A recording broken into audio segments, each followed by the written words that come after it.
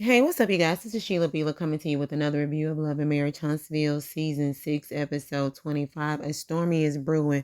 Y'all, if it weren't for these Fletchers on this show, child, this show would have been boring. Because when I tell you them Fletchers came through and they showed out, really, they just need their own show. Because it seemed like they just got a lot of hurt and pain and disruption and division and dividing and subtracting and multiplying dogs and businesses. Yeah, they got a lot going on.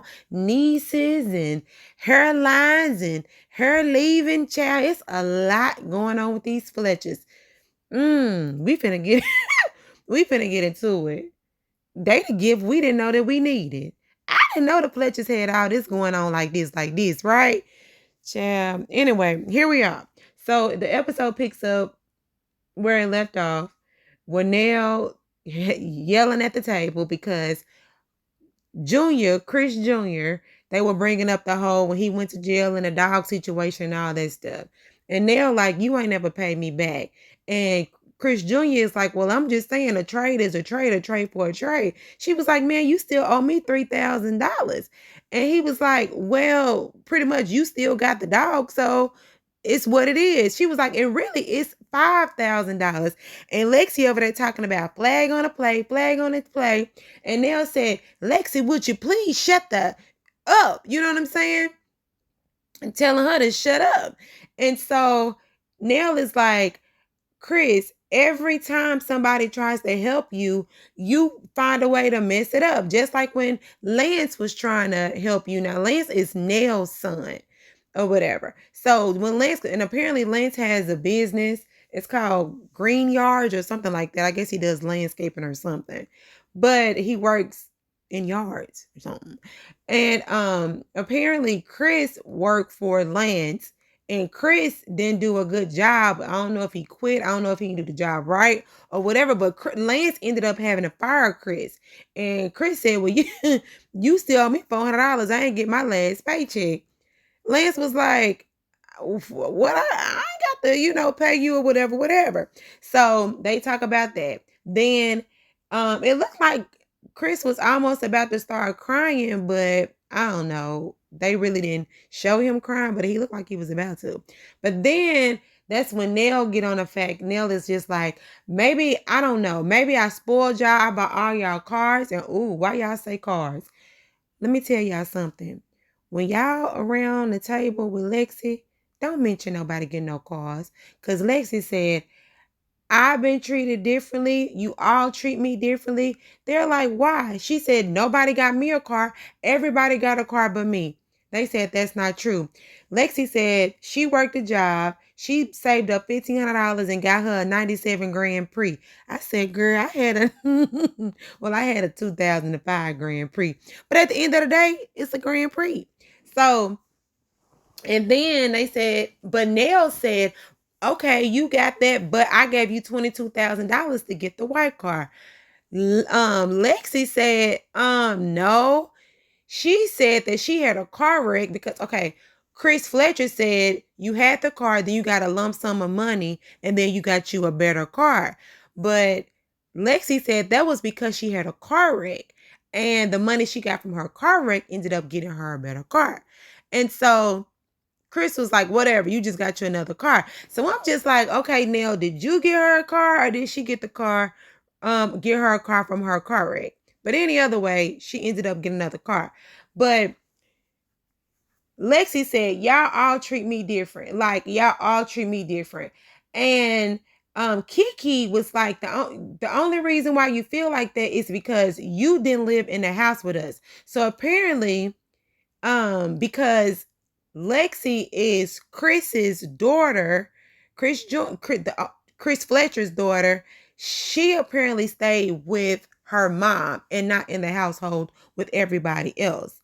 So she feels that she has been treated differently, almost like she's the black sheep. Nell, like, quit saying that we treated you differently. We did not. She said, yes, she did. She said she has gotten into it with all of them. She tried to reach out to all of them, but they never really reached out to her. And She also said that they barely came to her wedding. And they was like, just because you barely invited us. And Lance said, but when we did came, we showed up. And she was like, barely. I was like, oh my God. Lexi has some issues, right? And then Kiki is like, but you always blocking us. Every time you get into it, you're always blocking us. And then Lexi was like, am I reimagining this stuff? Am I making this stuff up in my head? I know what you all are doing to me. You know, she said she just knows. She said she wasn't even around any of them. And they're just like, Lane said, it seems like you always make it a problem with us. It's really not a problem, but you make it a problem. It's like she's like a woe is me, Lexi vibe all the time. So then Lexi had said something like, all of you guys are effing lying. And then that's nail hit the table. You are not gonna disrespect me at my table. She hit that table. I said, "Ooh, child." And then that's when, girl, because Lexi did say that. Oh yeah, I got to go back a little bit too, because Lexi said that oh, because when she was talking about the whole invite and all that stuff, and her not talking to them and all that, Nell said, we didn't talk about because you cursed me out. And that's when Lexi was like, I never cussed you out. Okay, now fast forward to what I was saying, this part. When she said, am I imagining this thing? All of you all are effing lying. And then Nell was like, you're not going to disrespect me at my table, disrespect me at my table. And then she gets up and she was like, kiss my, you know what I'm saying? Kiss her butt, all that stuff. Like, kiss my, whatever. And so I'm like, Lexi, you just said you didn't cuss none of them out, but then you leaves the table and proceeds to cuss all of them out, right? And so now Lance is just like, see, that's what I'm talking about right there. Like, that's what I'm talking about right there. And Kiki just like, look, if she would have jumped across and slapped Lexi in the face. No, not Kiki. Yeah, Kiki. No, that's Kiki. Okay, Kiki said that. And then Kayla was like, and don't forget to block us, B. I said, you know what? This is the most disrespectful family. I ain't never seen no family cuss, be disrespectful, just talk, and they parents and stuff be right there. Like, what in the world was I watching? Like, sisters and brothers cussing each other. Like, I'm just like, what in the world is going on? And I guess this is perfect for reality TV because everybody has the Fletcher's names in their mouth. It's like, we did not know that y'all were this dysfunctional. We did not know that you all were this dysfunctional. Like, yeah. Nell over there yelling to the top of her lungs. Lexi over there talking about, yeah, she got abandonment issues. Kayla, she kind of laughing, but she still like, forget you too. You ain't got to talk to me. I ain't got to talk to you. Kiki, Kiki. She just got her job. I'm just like, little Chris, I just want somebody to fix his hairline. Cause I actually thought he had like a bandana. What's them little, not a bandana. I thought he had like them things that them girls wear to tie their lace front wigs down. It's almost like I thought he had a headband or something on, but that was his hairline. Child, I was confused. And old Lance, he just seemed like he there. Child, it's just a big mess. So Lexi gets up, her white husband, because he was just sitting there looking like, I'm not gonna say anything. I'm just gonna keep my mouth closed because I don't want it, to get any more ruder than it already is. That's how he looking. But they get up and they leave and they get to the car, right? And so Chris is just like, look, what's the problem? You always bringing up the cars and all of that stuff. Lexi is like, I didn't get a car. This girl got a BMW. This girl got a Mercedes. This dude got a Charger. And Chris is just like, no, it's not what happened. No, that's not what happened. But then she gets off into that Chris Fletcher wasn't even there for her.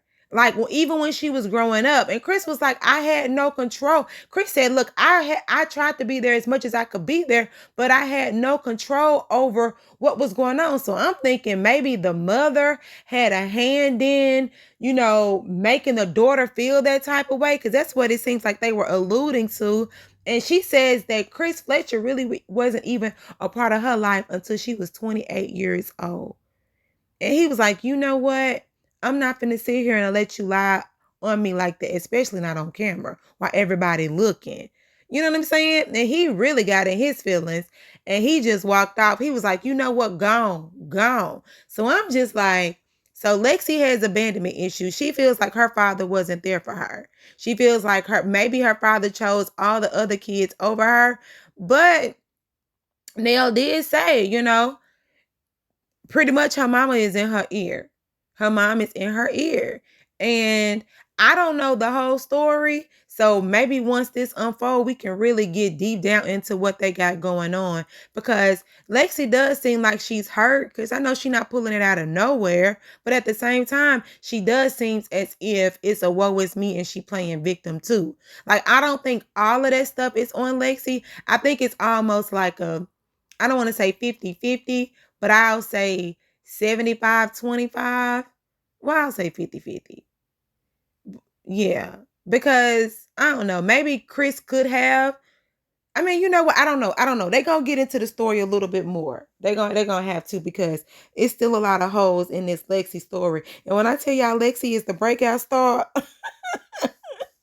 Lexi the show out, honey. All right, so that's what that was. I was like, oh my God, I did not know I was going to be this entertained by the Fletchers. So now you have Stormi and Courtney. Stormi says that she's going to get Kiki and Tiffany together so they can hash out whatever they got going on. Apparently, Stormi feels like Kiki is a bear and Tiffany keeps poking Kiki. And Courtney says, we not going to have them over here. Y'all going to have to go out there to the pasture because y'all not going to be throwing wine and drinks and all that stuff in my house. So that's what that was. And then they bring up the whole business stuff, that Stormi almost lost the business in 2022. And, they made $40 million, but people were scamming and forging signatures, to which made them almost lose it all. So, Courtney was just like, but I'm glad you bounced back. And we glad that you end up getting a new guy, the new COO person to come in and help with it. And then it looks like Courtney done hired Junior back without Stormi knowing it. So, but Stormi was like, look, you want to hire Junior back? It is what it is. I'm not going to interfere with that. And Courtney feels like he has an easier task with Junior than she has with Kiki and Stormi. So that's pretty much what that was. And it's good that he gave Junior a second chance. Everybody gets second and third chances. He said he talked with Junior. Junior going to come to work on time. He ain't going to be on his phone like that. So it is what it is with that. So, yeah. All right, Martell moved out of the Fletcher house. Now Fletcher can actually sell it. He getting moved and helped in, with his brother and his uncle and all that stuff. And yeah, Martell get his eyes did. He get his eyes did. He said he got to get the bags off and under his eyes. He been trying to get the bags off and under his eyes for the last 3 years. He finally got a time, set up an appointment. He getting it done. That way, he can't work out or nothing like that. So he gonna get his eyes did. He gonna look a little younger. All right. And he also called Chris Fletcher just to let him know that he moved. And Chris Fletcher is happy that he gonna be up out of his house. And then he said he had a conversation with Nell. It did, that he felt like he really didn't. He said it got a little heated, but it is what it is. But Chris still said he gonna have to have a conversation with Martell. They're gonna do that on next episode. All right, so Melody with her friend from back, I believe, in college, Brittany. Mel got a little bone to pick with Brittany because Brittany didn't come to her name changing ceremony. Brittany said, I told you I wasn't going to be able to be there. She was in Atlanta, with her niece sweet 16 party. It was a big deal for her. And Melody, for some reason, I guess she couldn't understand it, or Maybe she didn't want to understand it. I don't know, but Melody feels like she could have found a way to be there. But Brittany was like, I told you, it is what it is. I mean, I wasn't missing it, period. And she said maybe they can do some other type of ceremony or something. And then yeah, they go down memory lane that Brittany was there when she was dating Martell, when she got married to Martell, and that's why she wanted her to be on the, at the name changing ceremony. And I guess Melody's new name for Martell is Old Buddy. Yeah, Old Buddy. And Brittany said, I don't like the name Old Buddy. That sounds too friendly. Well, yeah. But now Brittany said, okay, I wasn't able to do that. We can help you get back into dating. They're going to have to not just settle it here in Huntsville. They're going to have international vagina, as Melody would say. And yeah, Melody does talk about her dating life, because I thought that Melody did. I thought she had a boo, but apparently she ain't with him no more. She said dating is kind of hard. I guess it's ups and it's downs. Maybe she'll be single. Maybe she'll be married. She don't know. She said now she knows what to look for. Now her expectations are different. I mean, that's all a part of it. Getting out there, finding what you want, what you need, and what's going to benefit you. So this new Melody Rogers, her new dating life, that's a new chapter for her. Yeah. All right. So now Nell and Chris Fletcher, they sit down over at the office, and they're just kind of recapping the event, about what happened with the children.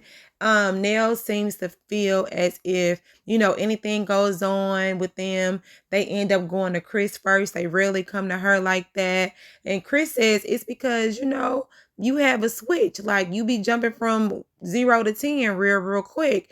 And it's hard for the kids to talk to you, because she said that she thought about what Kiki said, that it's hard for for them to sit down and talk to Nell, because they don't know what type of nail she gonna get.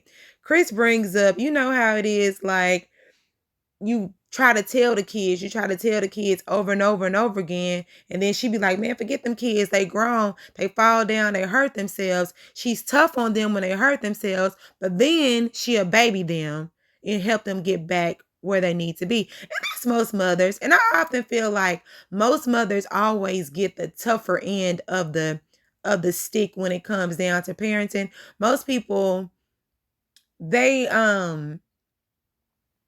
it's like when it comes to mothers and fathers, they have the tendency to kind of, I don't know, I guess it depends on the household, whichever one is easier to talk to, because for some reason, mothers, they can be hard on you, but at the same time, they can help you get where you need to be.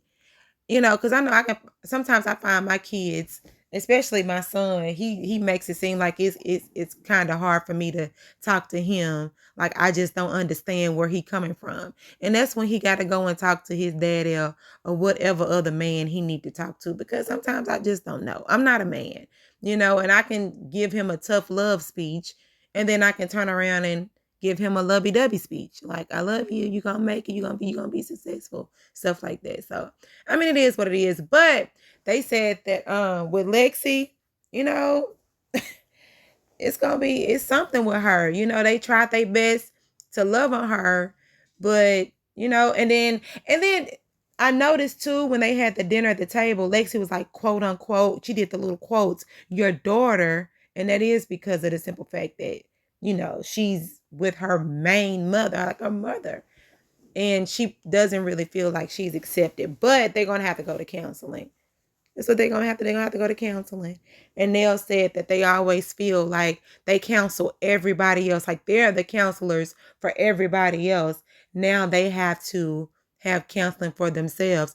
And that makes sense, because it's easier to listen to someone that is neutral in the situation versus somebody that knows all the business. So yeah, they're going to have to get counseling to work through their family issues. And boy, it seems like they got a lot of them. Yes, they do. All right, so this is the last scene of the evening. Child, they done went down to the guest house. Courtney said, y'all ain't bringing this to my main house. Y'all gonna go down there to the guest house. So Kiki gets there first to the guest house, and it's hot. Apparently, Stormi really don't go to the guest house, and somebody had the unit on 56 and it froze. Boy, I hate that. When you had the air on and it freezes, and then now ain't nobody getting no air. It's just hot. Child, that's a whole mess. And Kiki said she on that methadone, and that methadone make her hot, and she sweats profusely. So while they trying to talk, Kiki fanning, she got napkins, she got all kind of stuff. She took off her jacket. She flipping at her. Cause she hot. She hot. But I guess, the methadone helps her in the recovery process. And it's just real crazy that I don't even know how they got these scenes, if these scenes are in order or out of order. Cause 2 scenes ago, she just took a test and it said that she didn't have no drugs in her system. Now she back talking about the methadone. So hey, it is what it is. So they get to sit down, they talking, and she ain't even in this episode, but Stormi brings up Tisha. What is it with you and Tisha? What y'all got going on? Have y'all talked? Kiki goes into, no, I don't talk to her. It ain't nothing like that. I'm not worried about Tisha. Everybody always bringing it up. I'm done with it. I'm done with it. We've been going back and forth with this ever since we was 13 years old. And really, I'm the reason why she probably wouldn't even went to college if it weren't for me. Because she followed me everywhere I go. She followed me to Huntsville. She did this. I did this for her. And I did this for her. And I'm just like, now, I've heard Tisha say that she was going to college, period. And I also heard her say that Kiki is the reason why she went to A&M, because she found a scholarship for Tisha to go to A&M. So that's the reason why she went to A&M, because of Kiki. It's not college, period. She went to that specific college. Because Tisha said she was going to college. She just wasn't going to A&M until Kiki said it's a full scholarship that you can apply for to get you over here in A&M. So that's what it was. But anyway, Kiki going on and on about Tisha, and she ain't talking to her, and she don't even know if she called, and she don't care if she called, because she got a block, and she got a block, and she got her block. All right. So then they end up bringing up Tiffany. Tiffany coming over here, and Kiki telling me, I can't wait to talk to her, because I got a few things I need to tell her, and all of that stuff. Then they hear a ding dong on the door, and it's Tiffany, and she got her baby. And Kiki said, oh, so you bringing the baby. And then it was a to be continued. So they're going to continue on to next week. And my thing is this. I don't know. I heard a lot of people, saw a lot of people in the comments saying that Stormi is stirring the pot. Stormi needs to stay out of it. She needs to stay out of it. But hey, in these shows, they need somebody to be a mediator. They need somebody to keep stirring the pot. They need stuff like this to keep this show going. But honestly, I could have just watched the Fletchers some more cuss each other out than watching the rest of this show, because the rest of this mess was boring. And they still gonna have more episodes after this. Come on, Fletchers. I'm here for y'all. All right, y'all. This Sheila Be the Light. Come and subscribe and let me know what y'all thought about this episode. Bye.